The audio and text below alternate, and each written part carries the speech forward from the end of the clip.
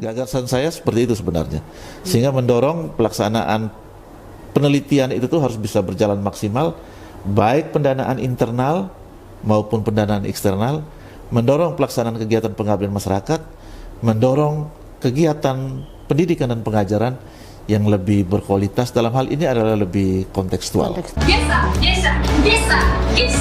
Hai, jumpa lagi bersama saya Tute Parmantara dan saya Denis Parera, kayaknya ini perdana. Dan kita ketemu lagi di Gesa.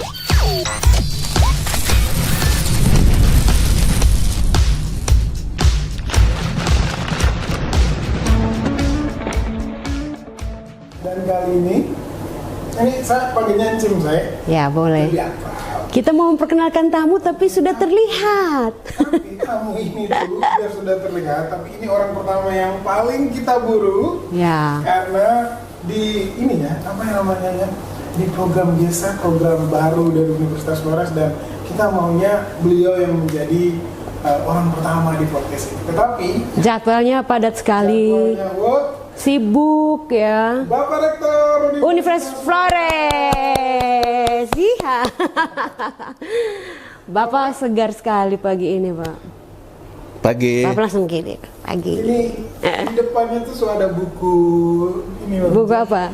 Ini buku bacaan, kayaknya hasil tadi malam mengoreksi jurnal lagi. Lagi. Artikel yang semalam belum selesai, dibuat lagi pagi ini. Bapak apa kabar? Baik, Denis Encing ya? Encing. Oke, alhamdulillah baik. Baik buat kamu berdua ya. Ya. Sukses buat kamu berdua. Sukses juga harusnya buat Bapak. Baru dilantik Februari kemarin ya? Ya, betul. Februari 2024. Februari 2024. 2024 dan akan berjalan hingga 2028 nih Bapak. Baru beberapa bulan, apakah sudah terasa perubahan? Perubahan lumayan lah, ada beberapa hal ya yang menjadi catatan penting buat teman-teman di Universitas Flores. Salah satu perubahan itu penggabungan fakultas mungkin ya. Oh ya. Yang selama ini kan kita punya 7 fakultas, sekarang itu kan kita tinggal 4 fakultas dan 1 program pasca sarjana. Oh. Perubahan yang kedua berkaitan dengan ini wisuda sarjana untuk adik-adik mahasiswa kita yang strata 1 itu. Selama ini kalau setiap kali wisuda itu ijazahnya ijazah dengan transkrip itu bisa 1, 2, 3 minggu atau 1 bulan baru bisa mereka dapat. Tapi di wisuda 2024 selesai wisuda mereka sudah bisa langsung terima ijazah dan transkrip. Cari kerjanya Langsung bisa ya. langsung cari kerja. 1 hari setelah terima atau 1 hari setelah wisuda langsung. HRD nanti tanya, mana ijazahnya? Wah, ini sudah ada ijazah saya. Dan kami rencana untuk periode wisuda Oktober atau November ini ijazah transkrip plus legalisir yang mereka sudah bisa terima pada saat itu. Mudah-mudahan ini bisa diselesaikan di tahun 2024. Ya. Sehingga mempermudah kita punya adik-adik anak-anak mahasiswa di kemudian hari. Selesai wisuda hari ini, besok mereka sudah bisa langsung tinggalkan ND untuk mencari pekerjaan atau kegiatan-kegiatan entrepreneurship ya, kewirausahaan yang mereka bisa lakukan di tempat mereka masing-masing. Oke. Dalam perjalanan mereka ke depan. Ya, tadi Bapak menyinggung soal merger fakultas nih, Pak. Jadi semua orang yang pernah membaca berita pasti tahu, tapi belum semua orang tahu bahwa Universitas Flores melakukan merger. Bisa dijelaskan, Pak? Ya. Sebelum merger itu di awal 2023 ada studi kecil yang dilakukan oleh teman-teman di Universitas Flores dengan di Yayasan Perguruan Tinggi Flores. Jadi memang Yayasan Perguruan Tinggi Flores dan Universitas Flores itu harus terlibat bersama lah berkaitan dengan studi terbatas untuk penggabungan beberapa fakultas. Sebenarnya pertimbangannya itu pada efisiensi pengelolaan lembaga mungkin ya. Sehingga lembaga itu menjadi lebih dinamis, menjadi lebih ringkas, sehingga rentang kendali manajemen bagi teman-teman di manajemen itu selalu bicara tentang kendali manajemen, yang artinya itu mungkin selama ini pimpinan Universitas Flores mengelola 7 fakultas ya, rentang kendalinya jadi panjang, melebar. Tapi kalau misalnya dengan 4 fakultas itu kan rentang kendalinya menjadi lebih pendek. Pekerjaan ini diharapkan bahwa fungsi-fungsi perencanaan, pengorganisasian, pengarahan dan pengawasan itu bisa lebih ringkas, lebih fleksibel, lebih dinamis, mendorong ini ya produktivitas kerja dan efisiensi kerja dari organisasi. Tetapi juga yang paling penting itu adalah ada beberapa program studi itu pelaksanaan tridharmanya bagus sekali. Sedangkan ada beberapa program studi yang pelaksanaan tridharmanya itu tuh masih pelan-pelan mereka adaptasi dengan perubahan yang dikeluarkan oleh Kementerian Kemdikbudristek Jakarta. Sehingga ketika itu digabung dalam satu fakultas, proses pembelajaran itu kan menjadi lebih cepat ya. Transfer pengetahuan, transfer keterampilan, atau ada hal-hal tertentu yang sifatnya teknis bisa mereka belajar dalam satu ruang di fakultas untuk bisa duduk bersama membuat salah satu contohnya proposal, mengupdate perkembangan template yang ada di Bima, karena proposal semuanya itu kan harus dikirim melalui link yang ada di Bima ya. Jadi maksudnya fakultas baru itu satu, fakultas ekonomi dan bisnis, nomenklatur yang lama itu fakultas ekonomi. Yang kedua, kalau ekonomi itu tuh ada manajemen, ekonomi pembangunan, dan akuntansi. Yang ketiga, sains dan teknologi. Ini fakultas yang kedua. Sains dan teknologi itu program studi teknik sipil, arsitektur, sama agroteknologi, plus teknologi informasi. Itu untuk fakultas sains dan teknologi. Yang ketiga itu fakultas ilmu hukum dan sosial humaniora. Program studinya itu ilmu hukum dan sastra Inggris. Yang terakhir fakultas keguruan dan ilmu pendidikan. Yang ada 7 program studi. Sebenarnya tidak menjadi permasalahan sih berkaitan dengan akreditasi, nama-nama fakultas, konten, kompetensi yang dimiliki oleh mahasiswa. Karena yang digabungnya itu tuh fakultas, bukan di program studi. Sehingga gelar kesarjanaan, kompetensi yang dimiliki oleh mahasiswa tidak berubah lah dengan adanya penggabungan sekarang ini dengan sebelum penggabungan yang ada di bulan-bulan atau di tahun-tahun kemarin ya. Ketika kita masih memiliki 7 fakultas dengan 4 fakultas yang sekarang ini. Jadi ada mahasiswa, masyarakat Kabupaten Ende, Flores, Lembata tidak perlu takut dengan adanya penggabungan fakultas ini. Karena prinsipnya sama seperti tahun lalu. Ini hanya untuk memudahkan organisasi bisa menjadi lebih dinamis, lebih fleksibel, lebih lincah. Kalau misalnya dia lebih ramping, kerja-kerja manajemen itu tuh menjadi lebih terukur untuk mencapai produktivitas dan efisiensi kerja dalam perjalanan ke depan. Iya. Jadi teman-teman jangan takut ya, ini tidak ada pengaruh sama sekali dengan kualitas yang ada di universitas. Ini efisiensi buat universitas, tetapi kualitas dari program studinya universitasnya itu tetap terjaga dan program studinya masih sama ya, Bang? Masih sama program studi. Penggabungan untuk fakultas. Hanya ini pertanian ini Pak. Karena beberapa orang sempat bertanya, Ya. Mereka heboh di luar. Wah, kalau begitu pertanian apakah sudah tidak ada di Universitas Flores? Karena mereka tidak familiar dengan agroteknologi itu, Pak. Sebelumnya itu fakultasnya fakultas pertanian, program studinya agroteknologi. Ya. Program studi agroteknologi itu tuh ada beberapa peminatan sih sebenarnya. Ada budidaya, ada hama penyakit, ada ilmu tanah. Itu ada di agroteknologi. Sebenarnya ketika fakultas pertaniannya itu hilang, di merger ke sains dan teknologi, pertanian itu tuh ada di agroteknologi. Ilmu tanahnya ada di agroteknologi, hama penyakitnya ada di agroteknologi, budidayanya ada di agroteknologi. Agroteknologi itu tuh yang ditarik, digabungkan dalam fakultas yang dikatakan dengan sains dan teknologi. Jadi kalau ada peminatan di kemudian hari untuk masuk ke fakultas pertanian, itu ada di fakultas sains dan teknologi, program studinya program studi agroteknologi. Ya. Jadi buat teman-teman, adik-adik semua yang mau belajar pertanian, dulu ada fakultas pertanian, tapi sekarang sudah di-merger di Fakultas Sains dan Teknologi, program studi agroteknologi. Ya. Ingat baik-baik itu. Oke, Encim dan Bapak, kita tahu nih Universitas Flores baru-baru ini dalam penyelenggaraan pemilihan rektornya sendiri dan juga para wakil rektor tuh ada sesuatu yang baru di mana para rektor tuh mencoba untuk bisa mengambil hati lah ya istilahnya, ya, betul. Memaparkan semua visi misi program kerja. Nah sekarang kita mau tahu nih program kerja dari rektor terpilih kita. Betul. Bapak bisa dijelaskan mungkin sedikit atau secara konkret? Kalau panjang ini lumayan ya. Kita podcastnya bisa sampai besok Pak. Kopi belum ada nih Pak. Kopi belum ada ya. Kobus. Jadi begini ya, Denis dengan Encing. Iya, Encim iya, ya. Bapak. Perguruan tinggi di mana-mana itu tuh salah satunya yang harus dijaga benar itu kepercayaan masyarakat sih. Ya. Pertama kepercayaan masyarakat, yang kedua karena semua penyelenggaraan pendidikan tinggi itu tuh ada di Kementerian Pendidikan. Jadi kita juga harus menjaga akreditasi perguruan tinggi. Sehingga salah satu perhatian serius saya ini kerja-kerja awal di tahun 2024 ini adalah bagaimana mendorong Universitas Flores plus program studi semuanya harus terakreditasi baik sekali untuk hitungan pekerjaan 2024-2025. Dengan target saya di kemudian hari 4 tahun perjalanan ke depan atau 8 tahun perjalanan ke depan. Artinya kan ada progres, ada segala sesuatu yang harus disiapkan di tahun-tahun awal. Saya target di akhir tahun masa jabatan saya ada tanda-tanda program studi yang sudah harus siap untuk akreditasi unggul. Ya, mudah-mudahan 4 tahun ke depan harus ada program studi juga 1, 2, 3, 4 program studi juga harus akreditasi unggul. Demikian juga kalau misalnya kita berbicara tentang akreditasi institusi ya. Kalau kita mempunyai 18 program studi harus ada akreditasi unggul, institusi juga di kemudian hari harus ada akreditasi unggul.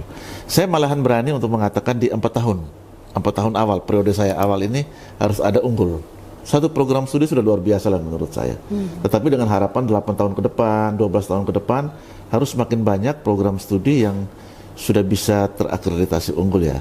Karena ukuran-ukuran ini kan menjadi sesuatu yang sifatnya pasti sebagai salah satu pertanggungjawaban Universitas Flores kepada masyarakat dan kepada Kementerian Pendidikan ya dan Kebudayaan, Kemdikbudristek ya, dengan nomenklatur yang baru ini. Itu yang pertama. Terus yang kedua, saya selalu mendorong teman-teman untuk pelaksanaan tridharma perguruan tinggi, penelitian, pengabdian kepada masyarakat, demikian juga perbaikan kualitas pendidikan dan pengajaran di ruangan kelas ya. Karena kualitas itu tuh menjadi penting. Sehingga muncul gagasan itu seperti yang saya pernah bicara dengan adik Denis ini, integrasi tridharma perguruan tinggi. Saya rindu sekali ada suatu model yang bisa dibuat oleh semua dosen yang ada di Universitas Flores. Kegiatan penelitian itu, jadi aktivitas pendidikan dan pengajaran itu di kelas bersama dengan mahasiswa dibawa ke penelitian, melahirkan teknologi dan inovasi. Teknologi dan inovasi ini dibawa ke masyarakat. Ini kan sebenarnya relevansi lembaga pendidikan tinggi sebagai upaya untuk menyelesaikan berbagai macam persoalan yang ada di masyarakat untuk mendorong produktivitas dan pendapatan masyarakat, mendorong kinerja yang ada di masyarakat, unit bisnis atau kelompok-kelompok kerja yang ada di masyarakat. Jadi didorong ke penelitian pengabdian masyarakat, pendidikan dan pengajaran, didorong ke penelitian, didorong ke pengabdian masyarakat. Jadi hasil penelitian dan pengabdian kepada masyarakat ini dibawa ke ruangan kelas sehingga proses pembelajaran itu tuh menjadi kontekstual. Saya sangat berharap Bapak Ibu dosen di ruangan kelas kita tidak sebatas textbook ya, bicara tentang teori, bicara tentang segala sesuatu yang sifatnya sangat teoritis kaku, tetapi sekali-sekali juga kita bisa bicara tentang apa yang kita teliti, apa yang kita temukan di lapangan, apa yang kita bersama dengan masyarakat, yang kita lakukan dengan kelompok-kelompok masyarakat sebagai upaya untuk penyelesaian berbagai macam persoalan yang ada di masyarakat. Karena bagaimanapun juga sebenarnya menurut saya itu ilmu pengetahuan itu kan tumbuh dan berkembang dari segala aktivitas yang ada di masyarakat.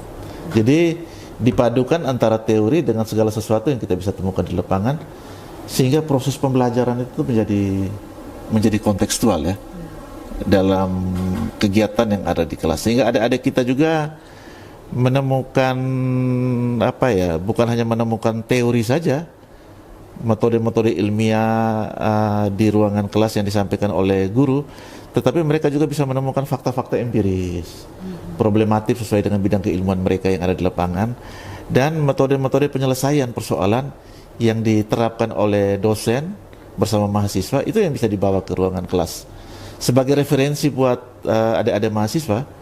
Cara berpikir yang mendekatkan kepada teori dengan fakta-fakta empiris juga harus kita bangun di ruangan kelas. Gagasan saya seperti itu sebenarnya, sehingga mendorong pelaksanaan penelitian itu tuh harus bisa berjalan maksimal, baik pendanaan internal maupun pendanaan eksternal, mendorong pelaksanaan kegiatan pengabdian masyarakat, mendorong kegiatan pendidikan dan pengajaran yang lebih berkualitas, dalam hal ini adalah lebih kontekstual. Jadi Sehingga mutu pembelajaran itu sungguh-sungguh kita jaga di ruangan kelas. ya, jadi Jadi saya itu ya. dari dosen ini dia harus bisa melihat apa fenomena yang terjadi di lapangan, betul. kemudian dikembalikan ke Betul. ruang kelas untuk didiskusikan dan Oke. hasilnya bisa diimplementasikan gitu. Betul. Pak, ya. Dan saya juga ada gagasan juga yang terus harus berkembang di kemudian hari. Ya. Karena pendidikan itu tuh bukan hanya kita mengejar hard skill sebenarnya. Hard skill itu kan ada di ruangan kelas. Kita bisa mengejar soft skill. Karena kita berharap mahasiswa kita itu tuh punya penalaran yang bagus, mempunyai leadership yang bagus, bekerja dalam tim. Karena tidak semua orang itu kan bisa bekerja dalam tim. Ketika kita bicara tentang dunia kerja, kita bicara tentang pekerjaan dalam tim. Terus kita berharap mahasiswa kita tuh punya kemampuan interpersonal approach ya. Kemampuan untuk bisa melakukan pendekatan dengan pribadi-pribadi, dengan kelompok-kelompok tertentu. Karena ketika kita bicara dunia kerja itu kan pendekatan itu kan penting sekali dengan dunia yang lain ya. Sehingga soft skill itu tuh harus dibangun di tempat kerja. Di samping mereka tekun dan disiplin dalam proses pembelajaran di ruangan kelas, tetapi ada aktivitas tertentu dalam ruangan lain dan kesempatan lain yang saya minta bantuan Pak Warek 3 bersama kantor kemahasiswaan.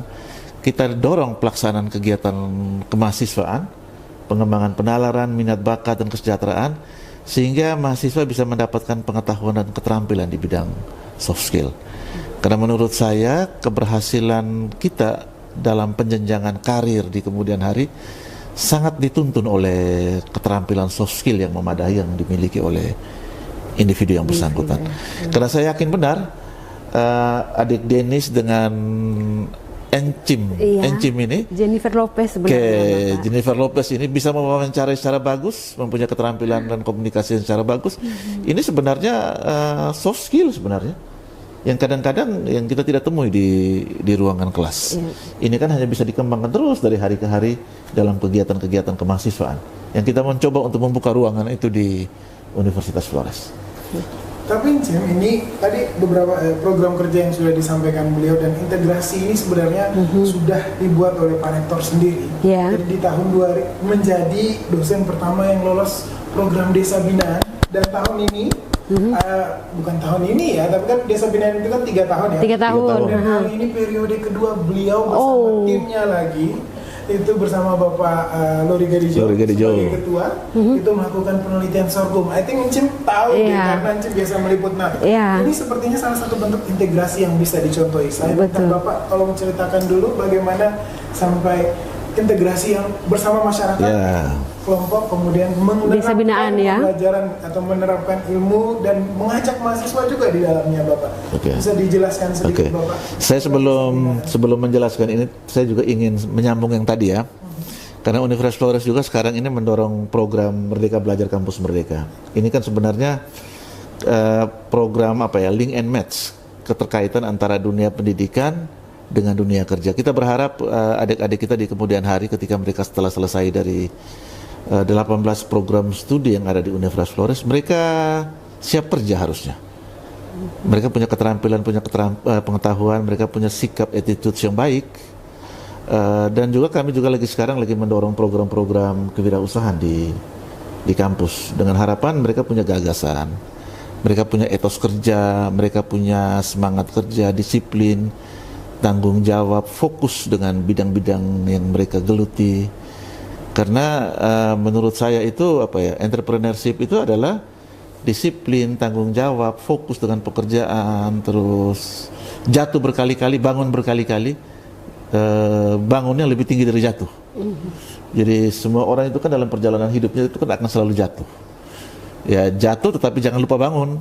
Yang bangunnya harus lebih kuat, lebih tinggi dari jatuh. Kalau berkaitan dengan pertanyaan yang tadi, saya hanya bisa menyampaikan ini sebenarnya kerja tim, kerja saya dengan teman-teman. Jadi kegiatan pengabdian masyarakat itu kan sebenarnya kegiatan multidisiplin ya, melibatkan beberapa bidang ilmu, sehingga teman-teman yang ada di program studi agroteknologi ada, program studi ilmu hukum ada, dan di ekonomi ada. Kami punya kegiatan itu agribisnis ubi kayu Nuabosi, salah satu komoditas unggulan yang ada di Kabupaten Ende. Mulai dari kegiatan budidaya yang selama ini teknologi yang digunakan oleh masyarakat lokal itu tuh masih relatif sangat sederhana. Teknologi itu kan teknologi turun-temurun dari generasi sebelumnya yang dipakai terus sampai dengan generasi sekarang. Di tahun 2020 kegiatan kami awal itu. Sehingga salah satu teknologi yang kami gunakan itu kan pola tanam tumpang sari antara ubi kayu Nuobosi dengan kacang tanah sebagai upaya untuk mendorong peningkatan produktivitas ubi kayu Nuobosi di desa Ranotonda. Yang awalnya umbinya kecil, dengan teknologi yang kami gunakan ini dengan memperhatikan pupuk organik, umbinya lumayan besar, dia punya umbinya cukup banyak dalam satu batang. Dan selanjutnya kami membuat guludan. Guludan itu lubang yang cukup panjang yang kami benamkan limbah pertanian dan diberi zat tertentu sehingga proses penguraian menjadi lebih cepat.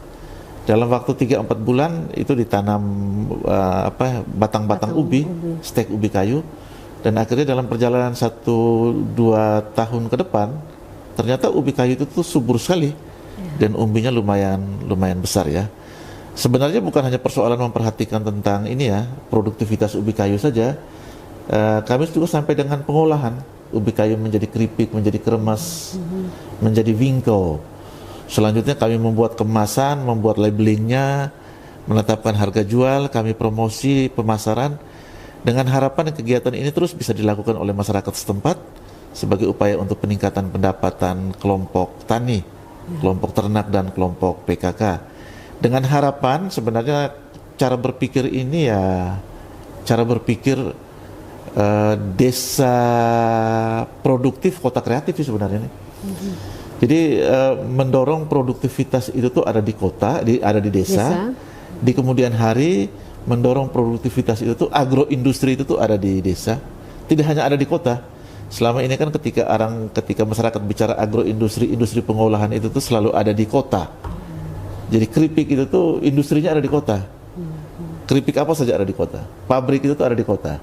Artinya cara berpikir seperti ini kita mencoba untuk meningkatkan pengetahuan dan keterampilan dan sikap kerja ya masyarakat desa, sehingga di kemudian hari industri itu tuh ada di desa, sehingga para sarjana di kemudian hari mereka ketika selesai di kota rame-rame kembali ke desa, membangun desa sebagai basis pertanian dan untuk menjaga ketersediaan pangan bagi masyarakat kota dan masyarakat desa ya, dan juga mungkin di kemudian hari masyarakat Flores, masyarakat NTT dan masyarakat Indonesia pada umumnya ya, ketika kita bicara tentang pangan. Jadi 3 tahun pertama kami fokus agribisnis ubi kayu, mulai dari budidaya, pengolahan, pemasaran. 3 tahun berikutnya itu tuh kami fokus pada sorghum. Sorghum itu sebagai salah satu komoditas substitusi beras, pengganti beras. Di desa yang berbeda. Di desa yang berbeda, di desa Nangapenda. Dengan tim yang juga berbeda. Timnya juga berbeda. Diketuai oleh Bapak Dr. Laurentius Gadijo dan juga Pak Rektor sebagai salah satu anggotanya. Jadi rektor tetap jadi dosen CIM harus tetap. Tridharma perguruan tingginya. Pengetahuannya tetap harus. Betul. Oke, Bapak sebelum beliau menjadi Rektor Universitas Flores NJM, saya merasa cukup dekat dengan beliau karena beliau merupakan Kepala Lembaga Penelitian dan Pengabdian Masyarakat sebelumnya. LPPM ya. Dari Kepala Lembaga ke Rektor, Bapak, perbedaan yang terasa. Transisinya. Perbedaannya sangat besar ya. Kalau LPPM, Lembaga Penelitian dan Pengabdian Masyarakat dulu, saya mungkin berkecimpung juga, ruang lingkupnya juga mungkin luas ya, karena saya harus bersentuhan dengan semua dosen. Menyangkut pelaksanaan penelitian dan pengabdian masyarakat untuk mendorong kuantitas dan kualitas, sampai dengan publikasi ya.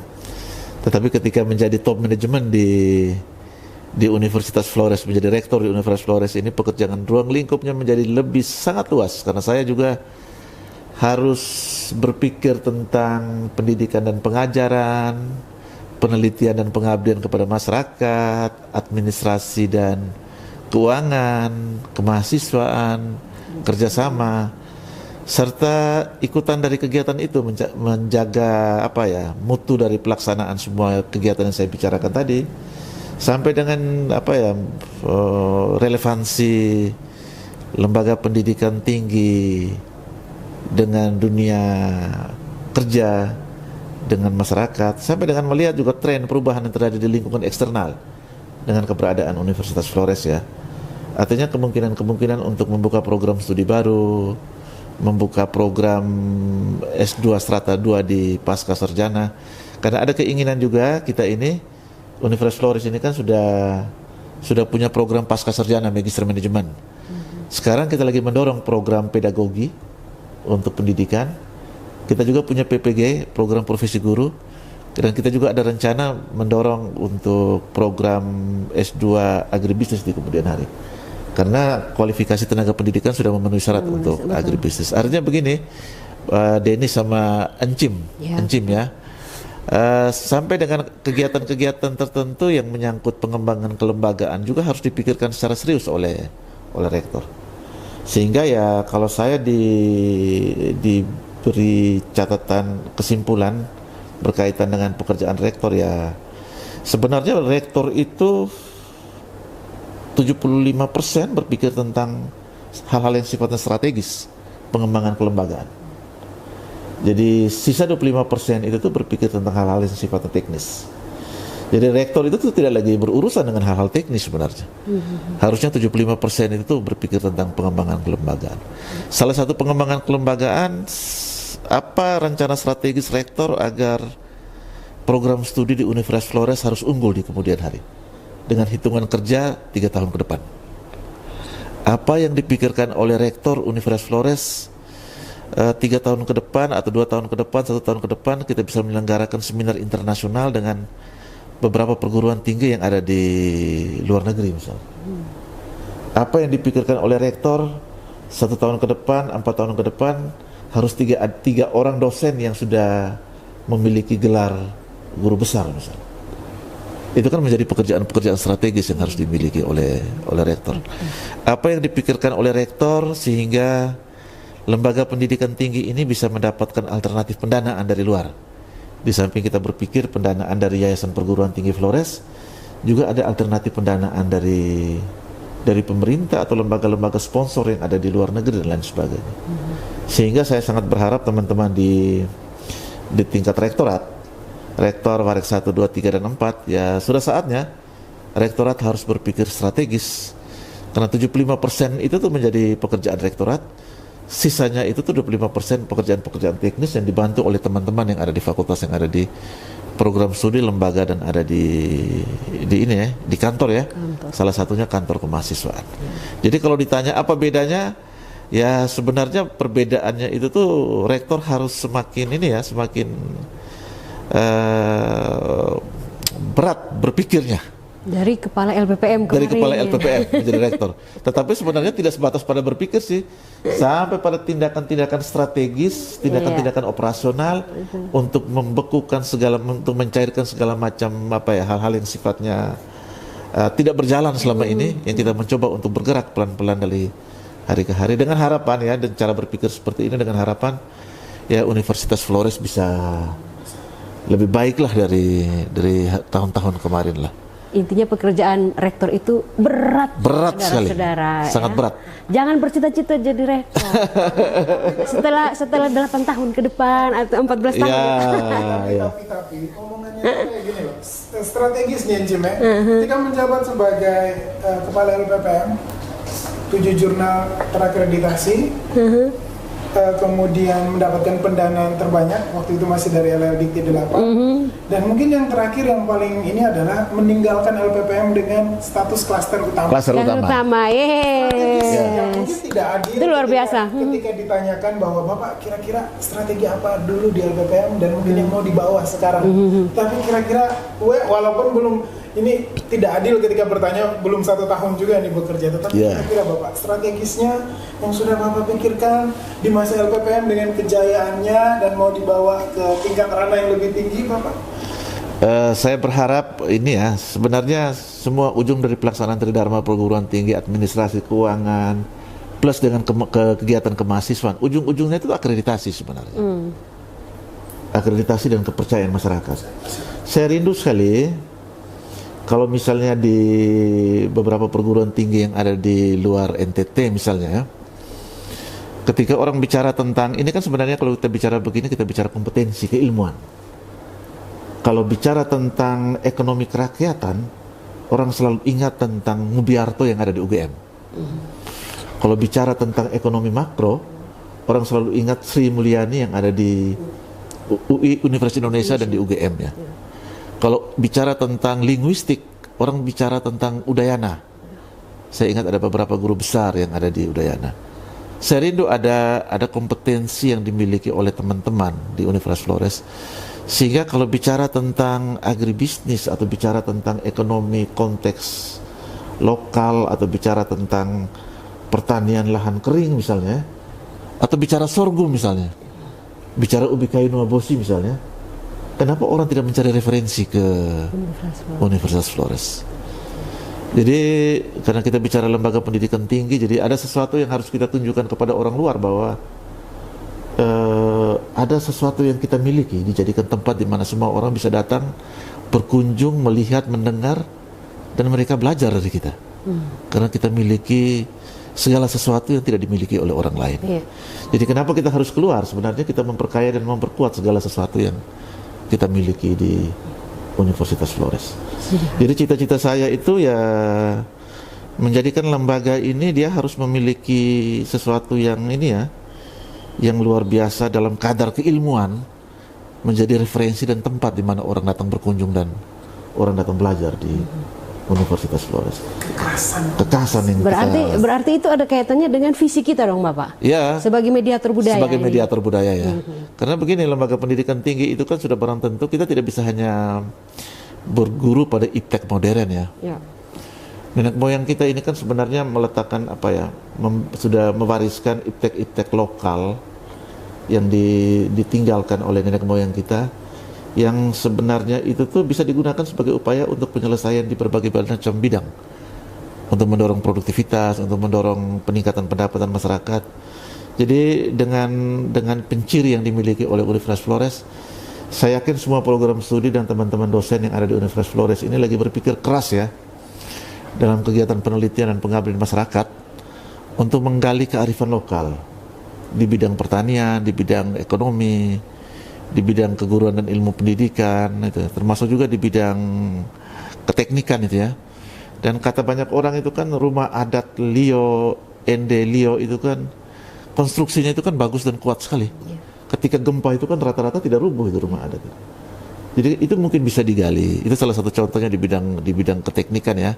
Dan saya yakin teman-teman di Fakultas Teknik lebih paham dari saya yang seperti begini. Demikian juga arsitektur lokal. Itu kan bisa digali sebenarnya. Demikian juga pertanian.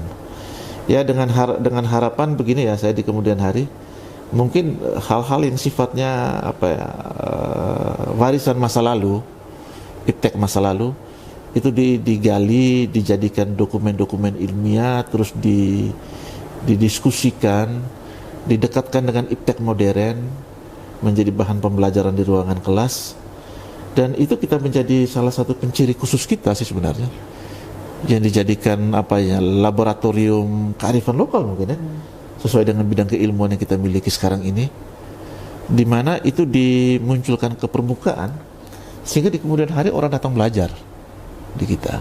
Sehingga kiblat ilmu pengetahuan, kalau saya kiblat ilmu pengetahuan ini kenapa harus ke negara-negara Eropa dan Amerika ya? Kenapa kita tidak kiblat ilmu pengetahuan kepada warisan leluhur yang dimiliki oleh nenek moyang kita? Sehingga pembicaraan seperti ini menurut saya tidak berlebihan juga sih. Karena iptek lokal itu sesuatu yang luar biasa sekali sih yang diwariskan oleh nenek moyang kita. Dan tugas kita adalah menjaga semuanya itu, dan juga bisa mengenalkan itu pada halayak ya, halayak lain. Itu yang saya pahami sebagai mediator budaya, menjadikan Universitas Flores itu sebagai universitas yang unggul, terpercaya dan sebagai mediator budaya. Dan mediator budaya ini bukan hanya urusannya dosen dan mahasiswa saja, termasuk juga adalah tenaga pendidik dan kependidikan. Kependidikan juga menjadi pekerjaan keseharian mereka. Sehingga saya selalu mengatakan kepada Ibu Warek II, itu harusnya digali sih. kerja-kerja tim, kerja-kerja gotong royong atau kerja-kerja tertentu yang bisa kita breakdown dari visi besar mediator budaya yang turun menjadi pekerjaan-pekerjaan di teman-teman tenaga kependidikan. Saya yakin pasti ada lah kalau misalnya digali dan menjadi bagian dari pekerjaan keseharian teman-teman di tenaga kepegawaian. Oke, baik. Itu saja. Bapak, sudah Masih ada? tidak terasa sudah mau 10 jam ini Bapak. Pak Rektor sudah harus Iya. ke lantai 3. Ya, Tiga ya. Kobus juga dari tadi pesan kopi belum bawa kopinya. Kopi belum ada, ya. Kobus tuh kadang-kadang menjengkelkan Bapak, itu pelayan Salah Gesa. satu kebiasaan Ya. pagi-pagi harus kopi. Iya, Panas. harusnya kopi panas. Kalau saya boleh tanya, ini namanya Gesa ya? Gesa. Nah, sebenarnya Bapak, Gesa. ide awal Gesa itu dari saya kalau bertemu Bapak tuh selalu bilang masih kita Gesa, Ro. Nah, itu Ya. selalu akhirnya ketika Gesa ini hendak dibentuk, saya menawarkan, iya sih, ada beberapa nama yang ditawarkan, yang paling atas itu Gesa dan itu yang menjadi pilihan karena ya mediator budayanya juga Mediator dapat budaya, di situ Bapak ya, filosofinya juga dapat, Gesa ngobrol-ngobrol tapi bermanfaat. Bapak. Bermanfaat ya. Baik, di akhir Gesa kita mungkin ada yang mau Bapak sampaikan kepada teman-teman yang Ya. menonton Gesa ya. Kepada teman-teman Gesa, saya jangan putus ya. Aktivitas ini jangan putus, jangan selesai di saya. Bisa turun ke Bapak Ibu dosen, Bapak Ibu pimpinan fakultas, adik-adik mahasiswa, adik-adik tenaga kependidikan yang lain, Bapak Ibu dosen dan Bapak Ibu tenaga kependidikan atau alumni yang sudah berhasil maupun alumni yang belum berhasil. Bagaimana mereka melihat Universitas Flores dalam perkembangan terakhir ini. Bisa juga pemerintah daerah, terus mitra kita yang selama ini yang sudah bermitra dengan Universitas Flores.